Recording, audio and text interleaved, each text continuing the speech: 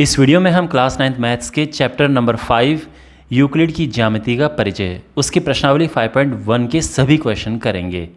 तो शुरू करते हैं। पहला क्वेश्चन ये आपके सामने है, निम्नलिखित कथनों में से कौन से कथन सत्य हैं और कौन से असत्य, अपने उत्तरों के लिए कारण दीजिए। तो यहाँ पे हमारे पास 5 इसके पार्ट्स हैं, तो एक एक करके हम सभी पार्ट्स को करेंगे। तो जो पहला है, एक बिंदु से होकर केवल एक ही रेखा खींची जा सकती है, क्या ये सत्य है या असत्य है। तो देखते हैं, ये एक बिंदु है, इस बिंदु से होकर हमने ये रेखा खींच दी है। क्या हम इस बिंदु से होकर दूसरी रेखा खींच सकते हैं? बिल्कुल खींच सकते हैं, बस हमें डायरेक्शन चेंज करनी होगी। तो ये दूसरी हो गई, ये तीसरी रेखा हो गई, ये चौथी रेखा हो गई। तो हम ये कह सकते हैं कि हम एक बिंदु से बहुत सारी रेखा खींच सकते हैं। तो यानी ये जो हमारा स्टेटमेंट है ये असत्य है। ओके।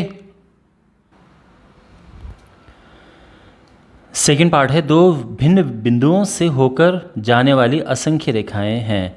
तो देखो, ये दो बिंदु हैं, इन दो बिंदुओं से जाने वाली कितनी रेखाएं हैं। देखो, इन दो बिंदुओं से हम केवल एक ही रेखा खींच सकते हैं, और ये कौन सी है? ये पहली अभिधारणा है। तो यूक्लिड की अभिधारणा 1 के अनुसार दो विभिन्न बिंदुओं के बीच केवल एक रेखा खींची जा सकती है, अद्वितीय रेखा खींची जा सकती है। ठीक है ना, यानी एक ही रेखा खींची जा सकती है। तो ये फॉल्स है, असत्य है। ओके, अब थर्ड पार्ट करते हैं। एक शांत रेखा दोनों ओर अनिश्चित रूप से बढ़ाई जा सकती है। देखो, शांत रेखा का मतलब है एक ऐसी रेखा जिसका एक स्टार्टिंग का बिंदु है और एक अंत बिंदु है, यानी ये रेखा फिक्स लाइन, एक निश्चित लंबाई की रेखा है, तो इसको शांत रेखा कहते हैं। तो इसको दोनों ओर से बढ़ाया जा सकता है, और ये जो है ये अभिधारणा 2 है। तो हम कहेंगे कि यूक्लिड की अभिधारणा 2 के अनुसार एक शांत रेखा को हम दोनों ओर से बढ़ा सकते हैं। तो इस तरह से हम, चलो इसका अलग फिगर बना दो। तो ये एक शांत रेखा है और हम इसको दोनों ओर से बढ़ा सकते हैं।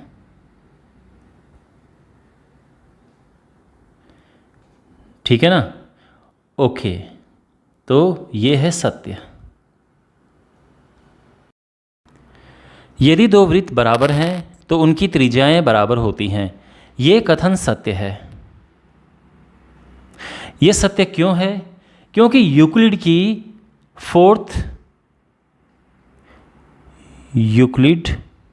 की अभिग्रहित 4 के अनुसार,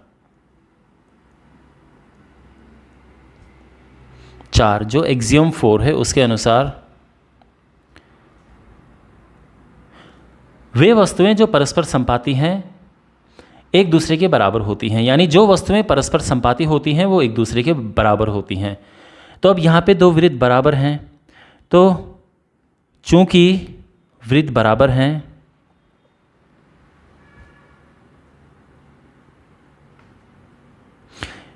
तो क्या होगा? चूंकि वृत्त बराबर हैं तो इसीलिए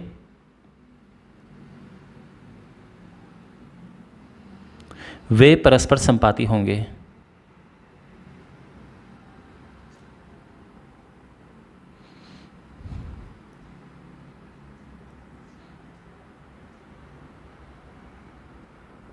परस्पर संपाती होंगे। ठीक है। अब वृत्त अगर संपाती हैं तो इनके केंद्र और सरकमफ्रेंस यानी परिधि भी संपाती होंगी। इससे क्या होगा? इनके केंद्र और परिधि भी संपाती होंगे। और अगर केंद्र और परिधि संपाती हैं, अब देखो, एक केंद्र ये है और वृत्त ये है। इसी तरह से अगर मैं दूसरा वृत्त ले लूँ, उसका केंद्र ये है और उसकी परिधि भी बिल्कुल इसके ऊपर है, क्योंकि वृत्त तो एक जैसे ही है ना, एक मिनट, बिल्कुल इसके ऊपर है, थोड़ा इधर उधर हो तो मान के चलना ऊपर है। तो दोनों के अब आप देखोगे कि जो रेड वाला वृत्त है उसकी त्रिज्या ये है और जो ब्लू वाला वृत्त है उसकी त्रिज्या ये है, तो दोनों बराबर हैं, तो इनके केंद्र और परिधि संपाती होंगे, इसलिए इनकी त्रिज्याएं भी संपाती होंगी। त्रिज्याएं भी संपाती होंगी। ओके, अब क्योंकि त्रिज्याएं संपाती होंगी इसलिए त्रिज्याएं बराबर होंगी। क्यों? क्योंकि अभी देखा ना आपने यूक्लिड की जो चौथी एक्सियोम है, चौथी अभिगृहित है कि वे वस्तुएं जो परस्पर संपाती हों एक दूसरे के बराबर होती हैं, इसलिए त्रिज्याएं परस्पर बराबर होंगी। त्रिज्याएं बराबर होंगी। ठीक है, बात समझ आ गई। आकृति 5.9 में यदि ए बी और पी क्यू आपस में बराबर हैं, यानी ये आपस में बराबर हैं, और पी क्यू और एक्स वाई आपस में बराबर हैं, यानी ये बराबर हैं, तो हमें ये बताना है कि ये आपस में बराबर होंगे। क्या बात सत्य है? आई मीन सत्य या असत्य बताना है। तो बिल्कुल ये है सत्य। अब ये सत्य क्यों है? ये है यूक्लिड की अभिगृहित एक के अनुसार। तो यूक्लिड की अभिग्रहित एक के अनुसार, अब यूक्लिड की अभिग्रहित एक क्या है? वे वस्तुएं जो एक ही वस्तु के बराबर हों एक दूसरे के बराबर होती हैं, तो ये पहली अभिग्रहित है। ठीक है, तो इसीलिए जो ए बी है ये बराबर है पी क्यू के, और जो पी क्यू है आई मीन जो एक्स वाई है ये भी बराबर है पी क्यू के। तो हम ये कहेंगे कि ए बी और एक्स वाई एक ही वस्तु के बराबर है। ए बी और एक्स वाई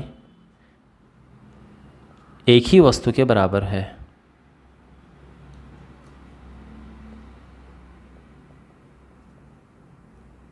इसीलिए ए बी बराबर हो जाएगा एक्स वाई। ठीक है ना? ओके, वेल अब ये पहला क्वेश्चन फिनिश हुआ है। अब हम क्वेश्चन नंबर 2 की ओर बढ़ते हैं। क्वेश्चन नंबर 2 है, निम्नलिखित पदों में से प्रत्येक की परिभाषा दीजिए। क्या इनके लिए कुछ ऐसे पद हैं जिन्हें परिभाषित करने की आवश्यकता है? वे क्या हैं और आप इन्हें कैसे परिभाषित कर पाएंगे?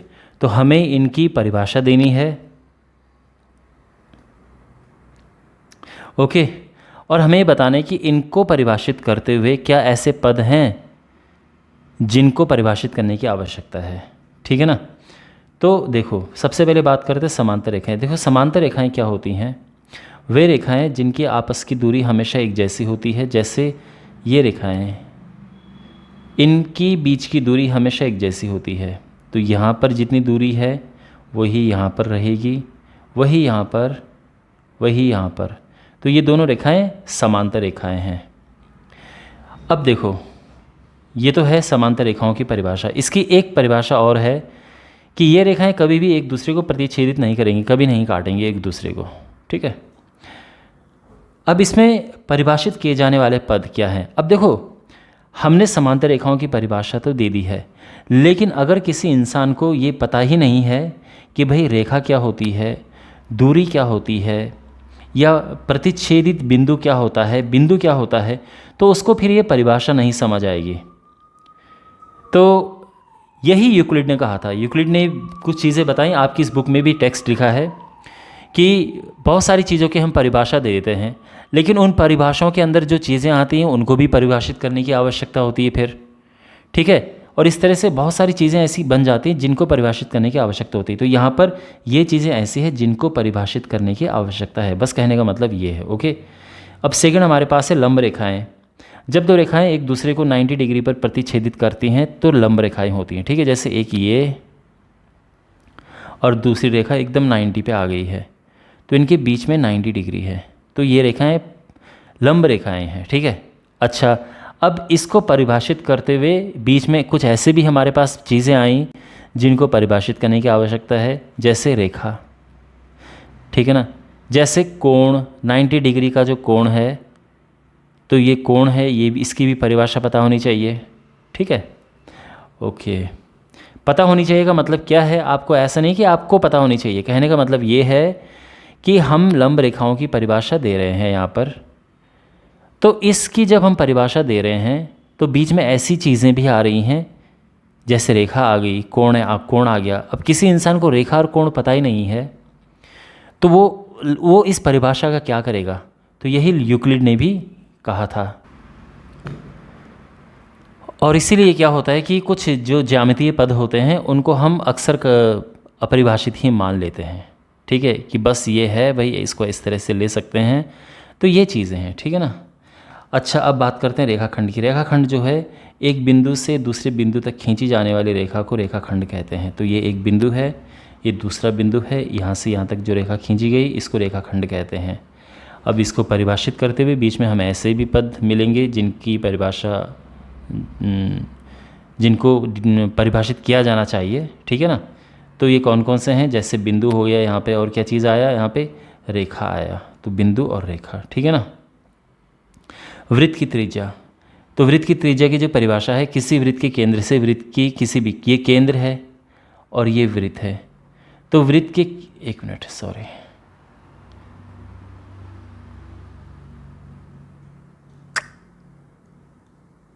चलो इसको मान लो, ठीक है। तो ये केंद्र है और ये वृत्त है, तो वृत्त के किसी भी बिंदु, मान लो ये बिंदु है, यहाँ से यहाँ तक की जो दूरी होगी इसको कहेंगे त्रिज्या। तो केंद्र से वृत्त की किसी भी बिंदु के बीच की दूरी को त्रिज्या कहते हैं। अब इस परिभाषा में हमें क्या चीज़ें मिल रही हैं? एक वृत्त मिल रहा है और बिंदु मिल रहा है, ठीक है ना। इस तरह से ऐसे दूरी भी है वैसे तो। अब बात करते हैं वर्ग की। तो वर्ग आप जानते हैं क्या होता है? ये वर्ग है। वर्ग एक ऐसा चतुर्भुज होता है जिसकी चारों भुजाएं बराबर होती हैं और हर एक कोण 90 अंश का होता है। ये तो आप जानते होंगे। और इसमें कौन कौन सी चीज़ें जो जिनको परिभाषित किया जाना चाहिए, कि किया जाने की आवश्यकता है? एक तो अब इसमें देखो क्या क्या चीज़ें आ रही हैं। एक ये जो डेफिनेशन है, इस डेफिनेशन को आप पढ़ते जाएंगे तो क्या क्या चीज़ें इसमें आ रही हैं। एक तो चतुर्भुज आ रहा है जिसकी चारों भुजाएं, ऐसी भुजा आ रहा है, चारों कोण, कोण शब्द आ रहा है। तो बीच में ऐसी चीज़ें आ रही हैं जिनको परिभाषित किया जाना चाहिए, ठीक है। तो ये है ये क्वेश्चन। अब हम अगले क्वेश्चन की ओर बढ़ेंगे। अब हमारे पास है क्वेश्चन नंबर 3। नीचे दी हुई दो अभिधारणाओं पर विचार कीजिए। दो भिन्न बिंदु ए और बी दिए रहने पर एक तीसरा बिंदु सी ऐसा विद्यमान है जो ए और बी के बीच स्थित है। यानी वो ये कहना चाह रहा है कि एक बिंदु ये है, एक बिंदु ये है, और इनके बीच एक ऐसा बिंदु है जो कि सी है। दूसरा, यहाँ कम से कम ऐसे 3 बिंदु विद्यमान हैं कि वे एक रेखा पर स्थित नहीं हैं। तो 3 बिंदु एक रेखा पर स्थित कोई ज़रूरी नहीं कि हों। जैसे एक ये है, एक ये है, एक यहाँ पे हो सकता है। 2 बिंदु हमेशा और हमेशा एक रेखा पर स्थित होते, ध्यान रखना। अगर मान लो कि, कहने मतलब ये है कि कोई 2 बिंदु हैं, उनसे होते हुए एक रेखा खींची जा सकती है। लेकिन अगर 3 बिंदु हैं तो उनसे होते हुए रेखा खींची जाए, ये कोई ज़रूरी नहीं है, ठीक है ना। अच्छा, क्या इन अभिधारणाओं में कोई अपरिभाषित शब्द है? तो पहले इस यहाँ तक का जो क्वेश्चन है उसकी चर्चा करते हैं। तो देखो, इन अभिधारणाओं में बिल्कुल हमारे पास अपरिभाषित शब्द हैं। जैसे कि अगर हम यहाँ पर देखें तो बिंदु आ गया है, और यहाँ पर देखें तो रेखा आ गई है। तो बिल्कुल हमारे पास इन अभिधारणाओं में अपरिभाषित शब्द हैं, ठीक है। उसके बाद अपरिभाषित शब्द है का मतलब यहाँ उसकी परिभाषा नहीं कर रखी है, ये कहने का मतलब है, ठीक है ना। यानी उन्होंने कथन दिए हैं लेकिन उन कथनों के अंदर ऐसी चीज़ें हैं जिनकी परिभाषा यहाँ पर नहीं दी है, तो ये अपरिभाषित शब्द हैं। क्या ये अभिधारणाएं अविरोधी हैं? अब देखो, ये ध्यान से सुनो आप। अविरोधी का मतलब क्या है? अविरोधी का मतलब ये है कि ऐसी अभिधारणाएं, मतलब अभिधारणाएं, इनसे हम कोई ऐसा रिजल्ट नहीं निकाल पाएंगे जो कि पहले से ही जो कोई अभिधारणा, जो यूक्लिड की आपको बताया ना 5 अभिधारणाएं हैं, उनको काटे, उनका विरोध करे। कोई भी जो ऐसी अभिधारणा है, हम इन अभिधारणाओं से कोई कथन निर्मित नहीं कर सकते हैं जो कि पहले से जो सिद्ध की हुई अभिधारणा है, जो यूक्लिड की जो अभिधारणाएं बनाई हैं या यूक्लिड के जो कथन हैं अभिग्रहित वगैरह, उनका विरोध करे, ऐसा हम नहीं बना सकते हैं। ठीक है, तो यानी ये अविरोधी हैं, ध्यान रखना। ठीक है ना। ओके, अब इसके बाद क्या, अब तीसरा जो क्वेश्चन है, क्या ये यूक्लिड की अभिधारणाओं से प्राप्त होती हैं? यह अभिधारणाएं यूक्लिड की अभिधारणा एक से प्राप्त होती है। याद है यूक्लिड की अभिधारणा एक क्या है? किन्हीं दो बिंदुओं से होकर एक अद्वितीय रेखा खींची जा सकती है। तो ये उससे उससे ही एक किस्म से कह सकते हैं कि उसको फॉलो करता है। ठीक है, उससे प्राप्त होती है। तो मैं उम्मीद करता हूँ कि आपको ये समझ आ गया होगा। अब हमारे पास क्वेश्चन नंबर 4 है। यदि दो बिंदुओं ए और बी के बीच सी इस तरह से स्थित है कि ए सी बराबर बी सी है, सिद्ध कीजिए कि ए सी बराबर 1/2 ए बी, और आकृति खींचकर हमें ये बताना है। तो यहाँ पर हम एक लाइन ड्रॉ करेंगे और ये ए है, ये बी है, और इनकी जो मध्य में सी स्थित है। तो क्वेश्चन में क्या दिया है कि ए सी बराबर बी सी। ठीक है, अच्छा अब इसको कैसे करेंगे? तो देखो यहाँ पर हमारे पास क्या है, ए बी है ना। तो ए बी लाने के लिए हम क्या करेंगे, दोनों तरफ यहाँ प्लस करेंगे ए सी, दोनों पक्षों में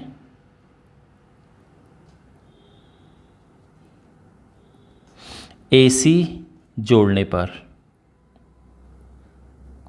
तो ये हो जाएगा ए सी प्लस ए सी बराबर बी सी प्लस ए सी। तो ये आपको पता होगा यूक्लिड की एक अभिग्रहित है जिसमें ये कहा गया है, आप देख सकते हैं कि अगर दो बराबर चीज़ें हैं, ये दो बराबर चीज़ें हैं, इनमें अगर हम बराबर चीज़ें जोड़ दें, यानी हमने ये बराबर चीज़ें जोड़ दी, तो ये आपस में बराबर होती हैं। तो इसलिए ये दोनों आपस में बराबर हैं। ठीक है, तो ये यूक्लिड की अभिग्रहित यहाँ पे लग रही है। अच्छा, अब यहाँ पे इसके बाद जो है, हाँ अब आप यहाँ पे देखो, ये ए सी है और ये सी बी है या बी सी जो भी है, ठीक है ना, और ये ए सी है यहाँ पर ये। तो ए सी प्लस सी बी या बी सी जो भी लिखो इसे, ये और ए बी, अगर हम ए बी को देखें, देखो ए सी प्लस सी बी को अगर हम देखें और साथ में हम ए बी को देखें, तो ये एक दूसरे की संपाती हैं,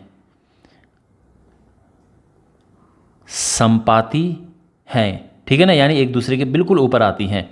और यूक्लिड के हिसाब से क्या है कि दो वस्तुएं जो संपाती होती हैं वो एक दूसरे के बराबर होती हैं। तो इसलिए आप कह सकते हैं कि ए सी प्लस बी सी बराबर ए बी।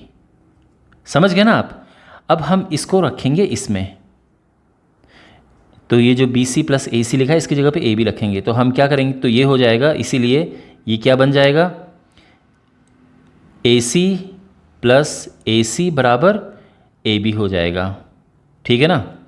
और यानी 2AC बराबर ए बी, और फाइनली ए सी बराबर हो गया 1/2 ए बी। ये हमारा प्रूफ हो गया है। ओके, तो आई होप आपको समझ आया होगा। यहाँ पे यूक्लिड के दो कथनों का प्रयोग हुआ है। तो आपको ये मेंशन करना है अपने, जब भी आप करें एग्ज़ाम में लिखें या जिस तरह से लिखें, तो ये आपको पता होना चाहिए, ठीक है ना। चलिए अब आगे बढ़ते हैं। क्वेश्चन नंबर 5 है, प्रश्न 4 में सी रेखाखंड ए बी का एक मध्य बिंदु कहलाता है। तो क्वेश्चन नंबर 4 में आपने देखा होगा कि ये ए है, ये बी है और सी बिल्कुल मध्य बिंदु है, इसको मध्य बिंदु कहते हैं। सिद्ध कीजिए कि एक रेखाखंड का केवल और केवल एक ही मध्य बिंदु हो सकता है। तो हमें सिद्ध करना है, तो इसके लिए हम क्या करेंगे, यहाँ से हम यहाँ पर ये दो मध्य बिंदु बना देते हैं सी और डी। तो हम लिखेंगे माना रेखा ए बी के दो मध्य बिंदु सी और डी हैं। डी है। ठीक है, सबसे पहले हम ये मान के चलते कि यदि सबसे पहले सी को मध्य बिंदु मान के चलते हैं, ठीक है ना। तो क्या होगा, ये होगा, अगर हम सी को मध्य बिंदु मान के चल रहे हैं तो ए सी बराबर सी बी हो जाएगा, क्योंकि सी मध्य बिंदु है, एक मध्य बिंदु है, ठीक है ना। चलो इसको इस तरह से लिखते हैं, सी एक मध्य बिंदु है। तो ए सी बराबर हो गया सी बी। अब हम इन दोनों साइड में प्लस करेंगे ए सी का, तो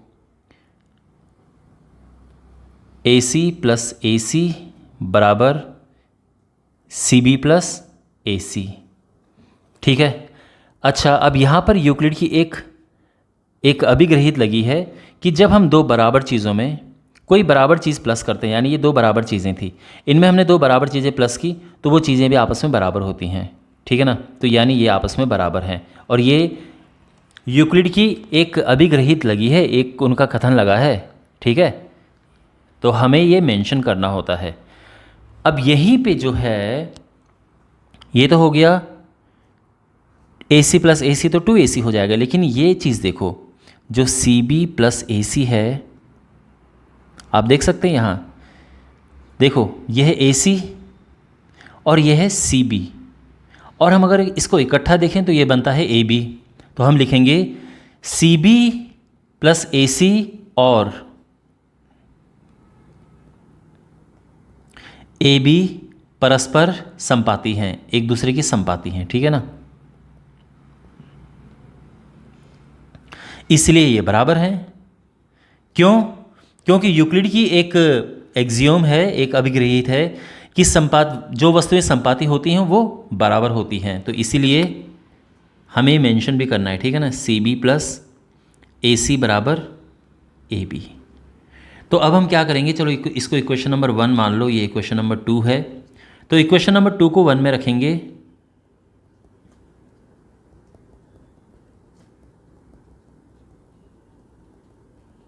तो क्या होगा, ये हो जाएगा AC plus AC is equal to AB, यानी 2AC बराबर AB।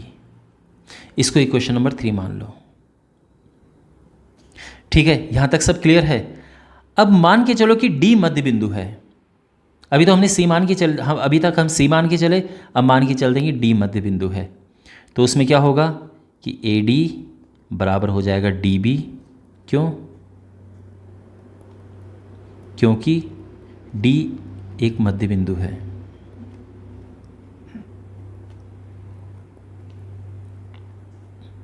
ठीक है ना। अच्छा, अब इसके बाद उसमें प्लस करेंगे। देखो ये AD प्लस DB लिखा है ना, अब हमने दोनों में AD प्लस करना है।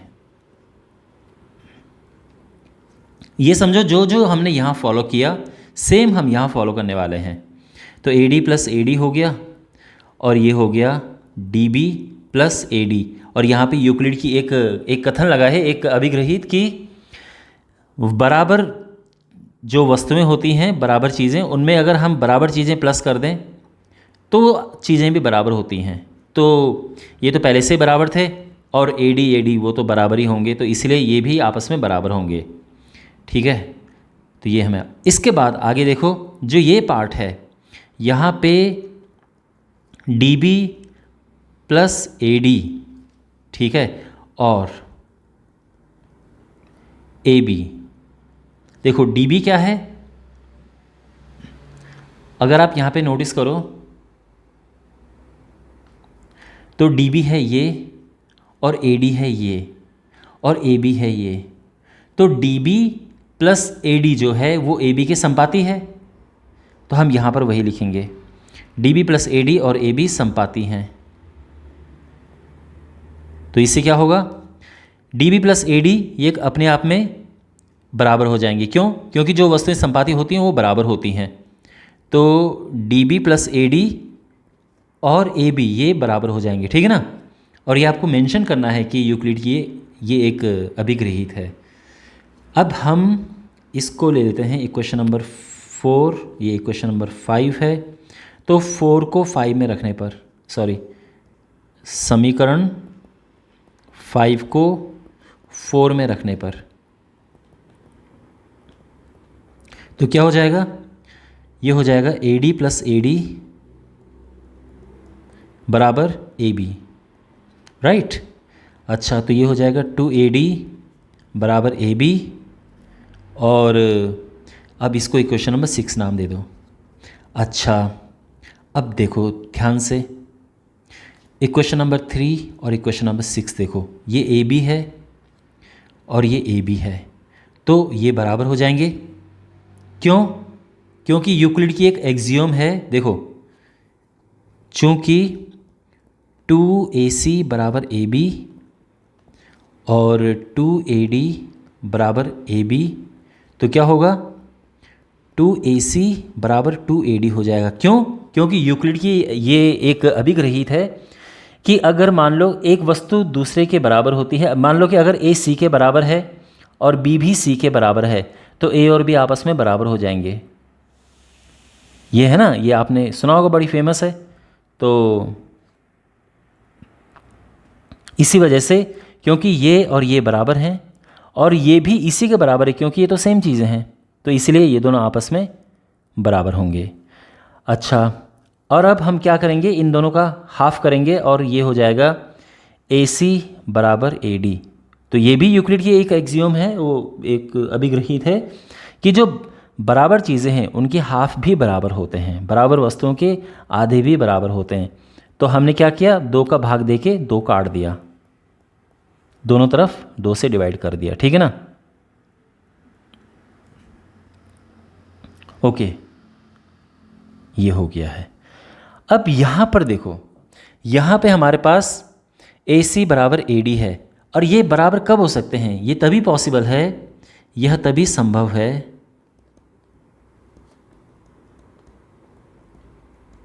यदि C और D एक ही बिंदु हों।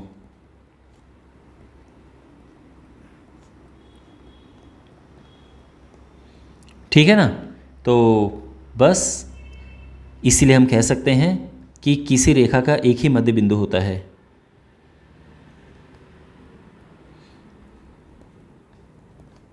किसी रेखा का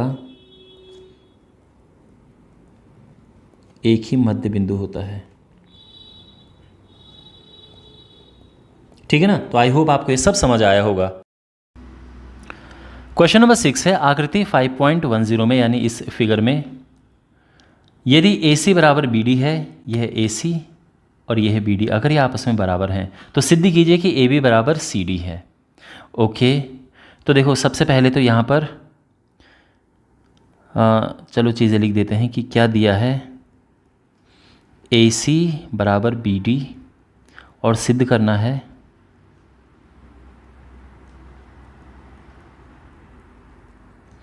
AB बराबर CD। वेल, अब यहाँ पर देखो, पहले AC देखो, जो ये AC है ये AB और BC को मिलाकर है। अब ऐसा क्यों है, क्योंकि हम ये यहाँ पे लिख सकते हैं, चलो इससे यहाँ पर हम लिख सकते हैं कि चूँकि AC और AB प्लस BC ये जो है संपाती हैं, और यूक्लिड के अनुसार जो वस्तुएं संपाती होती हैं वो बराबर होती हैं, इसलिए बराबर हैं, ठीक है ना। तो इसलिए हम यहाँ पर मेंशन करेंगे यूक्लिड की जो अभिग्रहित है, ठीक है, जो वस्तुएं संपाती होती हैं वो बराबर होती हैं। तो ये हो गया है।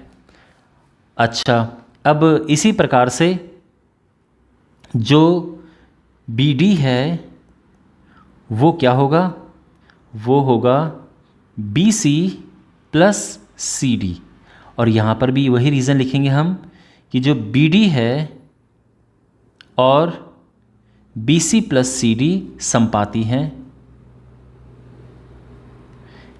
और चूंकि संपाती वस्तुएं बराबर होती हैं इसीलिए बराबर हैं। ठीक है ना। अच्छा, अब इसके बाद देखो, हमें क्वेश्चन में गिवन है कि AC बराबर BD है, ये दिया है।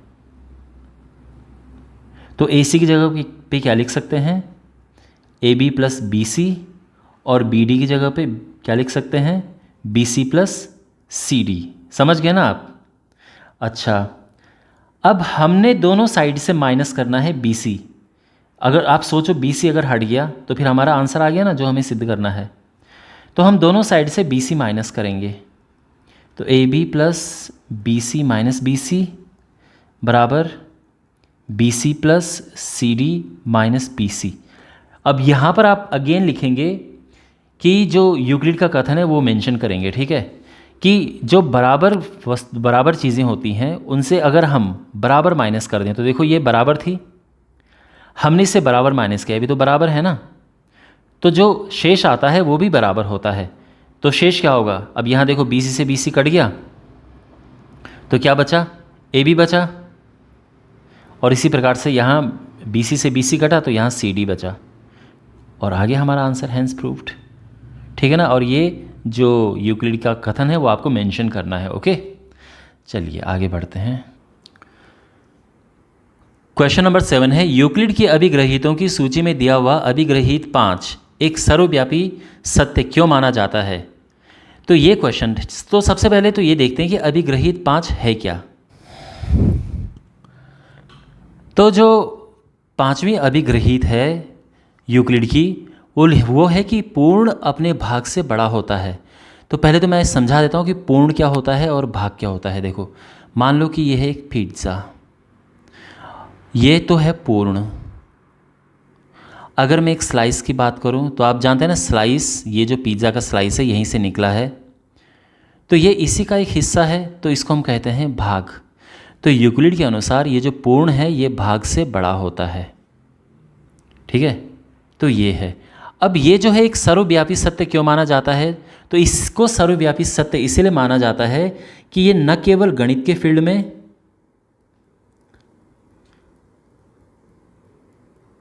बल्कि ये हर जगह सत्य है,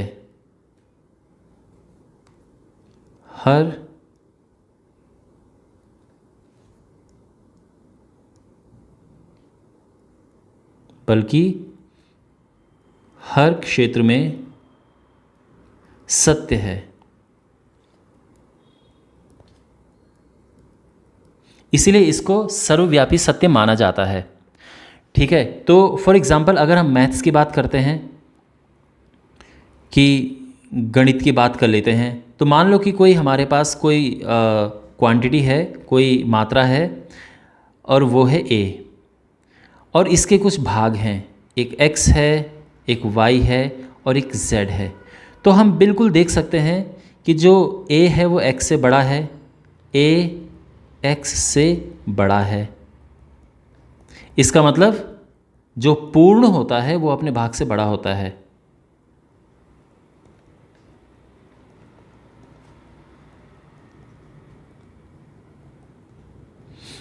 ठीक है ना।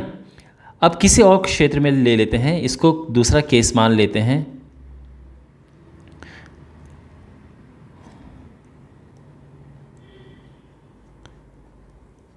ठीक है, ये पहली सिचुएशन मान लो। अब दूसरे केस में आप एक एग्जांपल ले लो भारत का। तो भारत का एक राज्य, क्या, कोई एक नाम ले लो, भारत का एक राज्य, मान लो उत्तराखंड। ठीक है ना, उत्तराखंड है। तो आप भी जानते हैं कि जो भारत है ये पूर्ण है और उत्तराखंड है वो इसका एक भाग है। ठीक है, अब यहाँ पर आप जानते हैं कि जो भारत है उत्तराखंड से बड़ा है।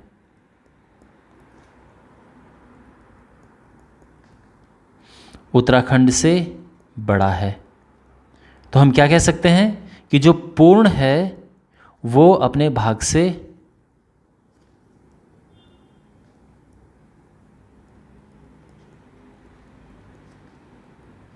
बड़ा होता है।